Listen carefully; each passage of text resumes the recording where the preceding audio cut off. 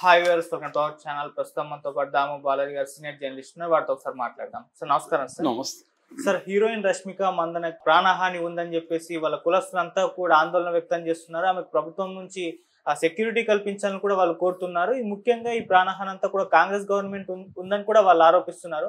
మరి ఏం జరిగింది? నిజంగా ప్రాణహాని ఉందా? మరి దీని పట్ల మీ ఒపీనియన్ సార్?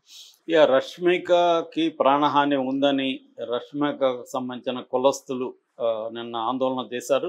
సో ఎందుకు ఈ ఇష్యూ వచ్చిందంటే, మొన్న మార్చి 3వ తేదీ బెంగళూరు ఇంటర్నేషనల్ ఫిల్మ్ ఫెస్టివల్కి ఈమెను పిలిచారు.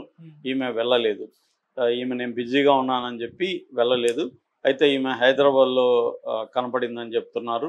సో బిజీగా లేదు, ఏమీ లేదు, కావాలని ఈమెకి కర్ణాటక కల్చర్ మీద, కర్ణాటక మీద ఇంట్రెస్ట్ లేదు అన్న విమర్శలు వచ్చాయి. దాంతో అక్కడ కాంగ్రెస్ ఎమ్మెల్యే రవికుమార్ గౌడ గనిగ అనే ఒక ఎమ్మెల్యే ఈమెకి నేను లెసన్ నేర్పించాలి, వీళ్ళకి గుణపాఠం నేర్పించాలి అన్నట్టుగా చాలా తీవ్రంగా కామెంట్లు చేశారు. అట్లాగే శివకుమార్ కూడా కామెంట్లు చేశారని చెప్తున్నారు. సో ఇది ఎప్పుడైతే ఈమెకి గుణపాఠాలు నేర్పించాలని వచ్చిందో, దాంతో కన్నడ రక్షణ వేదిక, కరవే అంటారు దాన్ని, అంటే కర్ణాటకలో కన్నడ భాషను, కన్నడ సంస్కృతిని రక్షించాలి, ఇవి థ్రెట్కు గురవుతున్నాయని కొన్ని సంఘాలు పనిచేస్తున్నాయి. అందులో ప్రధానమైన వాటిల్లో కరవే ఒకటి, కన్నడ రక్షణ వేదిక ఒకటి. వాళ్ళు కూడా ఈమెను గట్టిగానే విమర్శించారు.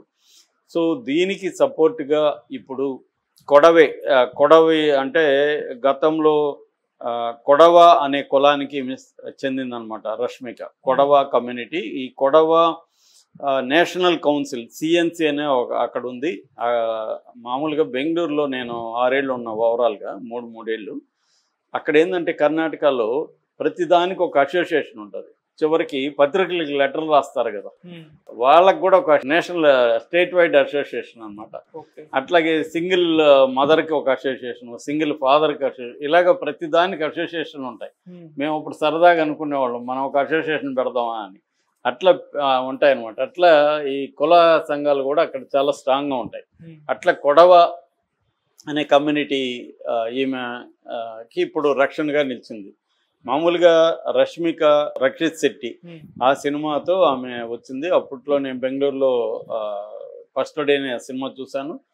అప్పట్లోనే ఈమెకు మంచి పేరు వచ్చింది. ఫస్ట్ సినిమాతోనే బ్రహ్మాండమైన, నిజానికి దాంట్లో 2 హీరోయిన్లు, ఈమె ఒక హీరోయిన్, కానీ ఈమెకు మంచి పేరు వచ్చింది దాంట్లో. ఆ తర్వాత ఆమెకి ఛాన్సులు వచ్చింది. ఆ తర్వాత ఆమె తెలుగులో బాగా షైన్ అయింది.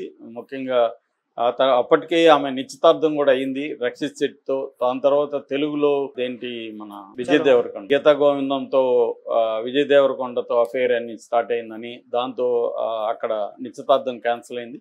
నిశ్చితార్థం క్యాన్సిల్ అయినప్పుడే ఈ మీద విమర్శలు కర్ణాటకలో వచ్చాయి. చూడు, మన కన్నడ అతన్ని వదిలేసి తెలుగు అతన్ని పట్టింది అని. సో ఇలాగే వాళ్ళకి ఏంటంటే ఒకసారి ఒక డిఫెన్సివ్ వ్యవహారంలో ఉంటుంది కన్నడ భాష సంబంధించి. తమిళ భాష, కన్నడ భాష, తెలుగుకి గొడవ తక్కువ. తెలుగు భాషను పరిరక్షించాలని ఈ మధ్య మాట్లాడుతున్నారు, కానీ అంత గట్టిగా ఏమి ఉండదు ఇక్కడ. ఎందుకంటే ఆ మాట్లాడే వాళ్ళు కూడా వాళ్ళ పిల్లల్ని ఎవరిని తెలుగు మీడియంలో చదివించరు. అందువల్ల అది గట్టిగా అడుగుతారు అందరూ, నీ పిల్లలు ఎక్కడ చదువుతున్నారని అడుగుతారు. నిజానికి బెంగళూరు కూడా అదే పరిస్థితి. బెంగళూరులో నాన్ కన్నడ పాపులేషన్ ఎక్కువ ఉంటుంది, నాన్ కన్నడ లాంగ్వేజెస్ మాట్లాడే వాళ్ళు ఎక్కువ ఉంటారు. రెండోది వాళ్ళు కన్నడ వాళ్ళు పాపం చాలా లిబరల్గా ఉంటారు. వాళ్ళు మనం తెలుగు కష్టపడి కన్నడ మాట్లాడితే కూడా మనకు తెలుగు అని అర్థమైపోతే వాళ్ళే తెలుగులో మాట్లాడతారు. సో ఇంకా హిందీ వీళ్ళంతా అదే ఉంటుంది. కాకపోతే వాళ్ళు అప్పుడప్పుడు నొచ్చుకుని కొంత ఉద్యమాలు చేస్తుంటారు, బోర్డులన్నీ కన్నడలో ఉండాలి ఇట్లాంటివి. మనకి ఎక్కడ వీధిలో కూడా కన్నడ యువకుల సంఘ అని కనిపిస్తూ ఉంటాయి. ఇక్కడ తెలుగు యువకుల సంఘం అనే బోర్డు ఎక్కడ కనబడదు. అక్కడ కల్చర్ ఎక్కువ ఉంటుంది. సో అందువల్ల అక్కడ లింగ్విస్టిక్ పాలిటిక్స్ అంటారు, లింగ్విస్టిక్ నేషనలిజం అంటారు. అటువంటి ఒక లింగ్విస్టిక్ నేషనలిజం అనేది కర్ణాటకలో కొంత బలంగా ఉంటుంది. సో నేపథ్యంలో మనం అర్థం చేసుకుంటే ఈ అమ్మాయి విషయంలో, ఈ అమ్మాయి ఏంటంటే కొంత మనకి సమంత తర్వాత కొంత వివాదాస్పదమైన కామెంట్లు చేయడం కొంత రష్మికలో మనకు కనబడుతుంది. అంటే బోల్డ్గా మాట్లాడడం, బోల్డ్గా యాక్ట్ చేయడం, దాని గురించి ఓపెన్గానే మాట్లాడడం, ఇవన్నీ పోస్టులు పెట్టడం, సోషల్ మీడియాలో యాక్టివ్గా ఉండడం, ఇవన్నీ రష్మికలో మనకు కనబడతాయి. సో అలాగా పుష్ప 1 and 2లో కానీ, తర్వాత యానిమల్లో కానీ బోల్డ్గా, ముఖ్యంగా పుష్ప 2లో, తర్వాత అదే ఫీలింగ్స్ పార్ట్లో కానీ, యానిమల్ అయితే ఇంకా బోల్డ్గా యాక్ట్ చేయడం, వీటన్నిటిలో ఈమెకి కన్నడ వాళ్ళ నుంచి కూడా విమర్శలు వచ్చాయి. ఆ తర్వాత 2022లో కాంతారా రిలీజ్ అయినప్పుడు కర్ణాటక బెంగళూరు ఎయిర్పోర్ట్లో ఈమెను కాంతారా చూసారా మీరు అని అడిగితే నేను చూడలేదని చెప్పి అది హర్ట్ అయిపోయారు వాళ్ళు. కాంతారా చూడకుండా ఏం చేస్తున్నాను అన్నట్టుగా. సో మళ్ళీ ఆమె పోస్ట్ పెట్టింది, కాంతారా చూశాను గొప్పగా ఉందని కూడా మళ్ళీ పోస్ట్ పెట్టింది. ఆ తర్వాత నాది హైదరాబాద్ నా హోమ్గా ఫీల్ అవుతానని చెప్పింది. అంటే కర్ణాటక నీకు హోమ్ కాదా అని మళ్ళీ వాళ్ళు అక్కడ స్టార్ట్ చేశారు. ఇలాగా ఏది మాట్లాడినా రష్మిక వివాదం అవుతూనే ఉంది. కన్నడ వాళ్ళు రష్మికను అటాక్ చేస్తున్నారు. ఎందుకంటే రష్మిక పాన్ ఇండియా హీరోయిన్ అయిపోయింది. ఒక సమంత లాగా రష్మిక కూడా పాన్ ఇండియా. ఎందుకంటే ఇప్పుడు హీరోయిన్లకైనా హీరోలకైనా తాము గో బిగ్ అనేదే వాళ్ళ గోలు. పెద్దగా అవ్వాలి, పెద్దగా అవ్వాలి. పెద్దగా అయితే రెమ్యునరేషన్ కూడా ఎక్కువ వస్తాయి. ఇప్పుడు సమంత 15 crores వరకు తీసుకుంటుందని మన ఎవరు చెప్తున్నారు. అలాగే ఈమెకు కూడా 10 కోట్ల వరకు వచ్చే అవకాశం ఉంది బిగ్ అయితే.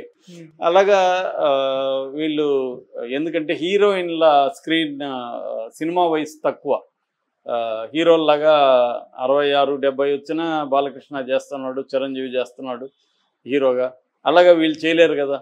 సో వీళ్ళు త్వరగా తల్లులుగాను అక్కలుగాను మారిపోతారు.